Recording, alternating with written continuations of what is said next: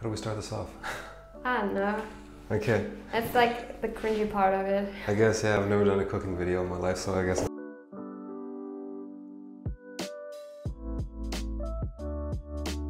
So yeah, basically, hi, my name is Enzo, my girlfriend Steffi. We're, basically I'm taking a break from cooking in a restaurant. I used to be a head chef in a decent restaurant, let's say it that way, and was working a lot in fine dining, casual fine dining, and now I'm taking a break from all this to just gather my senses a bit and document on the way what we're doing and what I'm working on, and just like, you know, just making something productive out of the whole situation. So yeah, we're gonna start off today with a dish that basically is more or less a vegan, vegetarian type of dish that you would basically see at a really nice barbecue, basically. Or that you could possibly blow people away on your own barbecue if you just have time for preparation, whatever. Actually, before I met you, I never have expected and like something like that. Yeah. Well, I guess a lot of people don't actually like cabbage that much, but I guess like if you do it in a proper way and not just like in a soup or whatever, then you can actually have something really nice in the end. So basically what we're gonna do is we're just gonna take a whole cabbage, uncut, unpeeled, whatever, just like toss it in the fire. Just toss it in the grill. It doesn't matter what kind of type of grill it is, except if it's an electrical grill. Like, God bless those people that have electrical. You can do it in the fire, you can do it on a gas grill, it doesn't really matter as long as it's burnt as shit. It has to be burnt. It has to be burnt as shit. Now we're trying to put some weird flavors in there that actually work, sort of in the end. So we're gonna go with onion, obviously those fit together, that's like one of the things that you would typically see, but also with like chamomile. We're gonna go with an oil for that one. We're just gonna take the basic chamomile that you would usually have in like tea or whatever, and it's like, form that in a different way to an oil with chamomile. So we're gonna go with that kind. Otherwise, the sauce is gonna be out of onion, but the onion sauce is gonna be more like a real sauce and not like a soup, whatever, but like you would usually typically have from like a beef sauce, whatever, but just with pure onion and water. How do we start this off? I don't know. Okay. It's like the cringy part of it. I guess, yeah, I've never done a cooking video in my life, so I guess I'm just gonna go with the onions first. Since this kind of takes like the longest of all, and you're probably gonna have to do this like a day in advance, so it just needs a lot of time, and that's like the most important part of making like any type of sauce you will ever learn in your life. It needs time, just like a whole bunch of other things in cooking. But yeah, this sauce in particular, if you do it quick, it won't taste like anything. Do you want to tell us first what you're going to cook today? An onion sauce. So all we need is basically a shit ton of onions. I'm just going to show you just basic onions. You can pretty much use any type of onion that you need or that you want or prefer. I typically use just normal yellow onions since they're yellow. By the way, how do you like our table? We actually bought this just for this channel. So we're just gonna chop them up like this, nice pieces, and keep it like that. Don't cry, it's just an onion. Make it nice and pretty, only the most beautiful onion for our sauce. And how do you slice them? In which? With tears. So sad. I'm just sad. I feel like I just watched Titanic. After we finish cutting all the onions, we basically have a big ass bowl looking like this. So basically what we need for this is just the onions and oil. And water, obviously, and temperature. That's pretty much all that we need. Just gonna give it a little bit of oil so it doesn't burn. Just like this, and that's basically it. Then we're just gonna go in with our hands, flip it through a bit. So we're just gonna spread this out on one of these. So yeah, basically keep it in there for about like 20 to 30 minutes, depending on the color. It has to get a little bit of a toasty color, like sort of like darkish on some parts, brownish on other parts. I'll show you a picture, like we'll see when it's done, so you kind of have like a reference point. It's like always, it's just by feeling. Just by eye. By eye. You don't need a lot of recipes out of this one.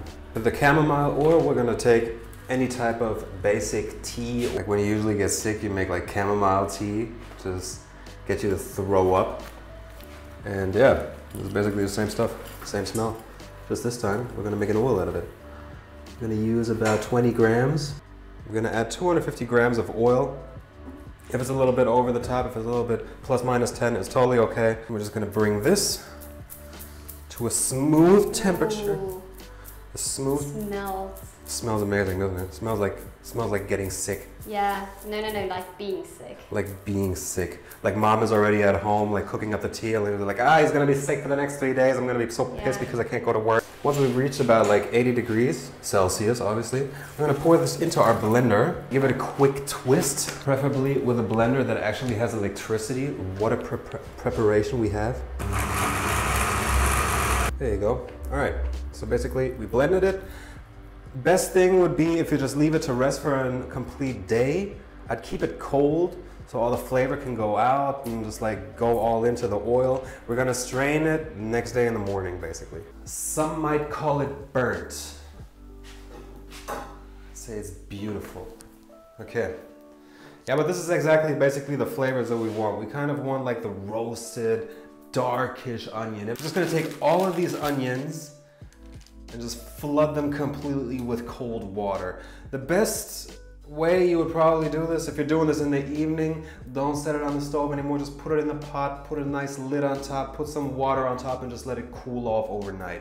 After that, you'll reduce it. I'm gonna take this whole thing and just pour it like a professional would do it into this pot. See this, how it's steaming?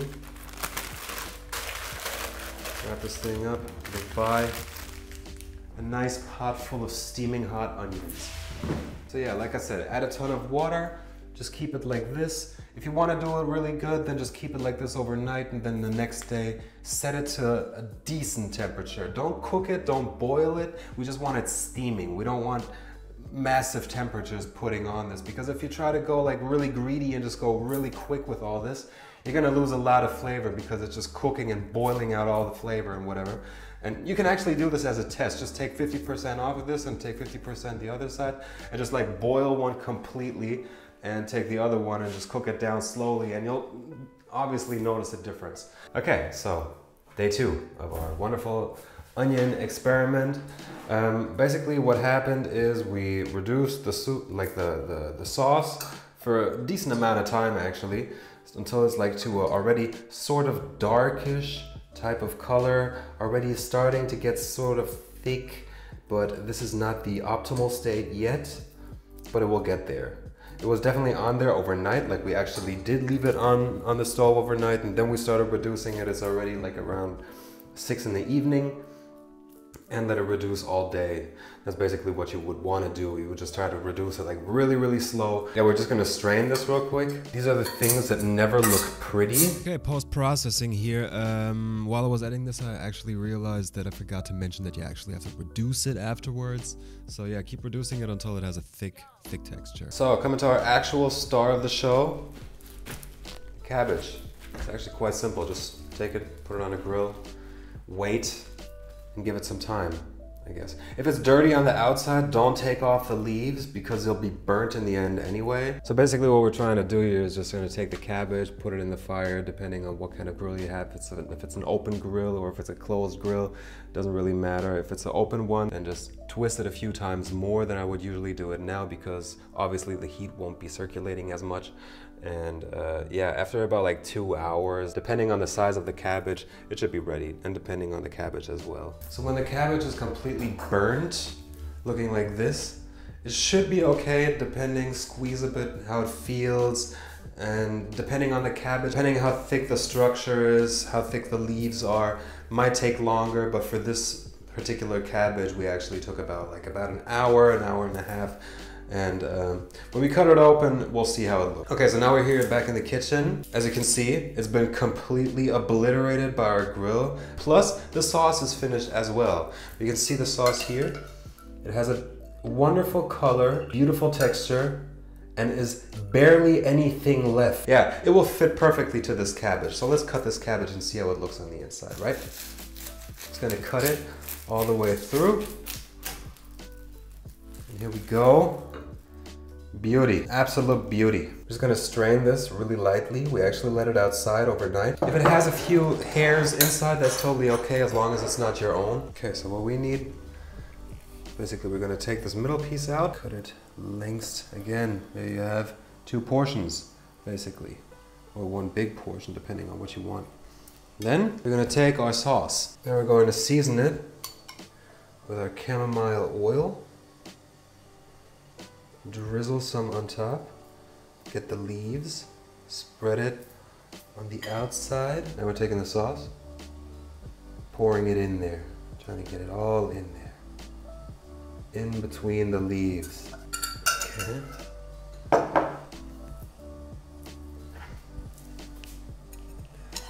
Taking this, putting it in the middle of this plate. And we have our herbs.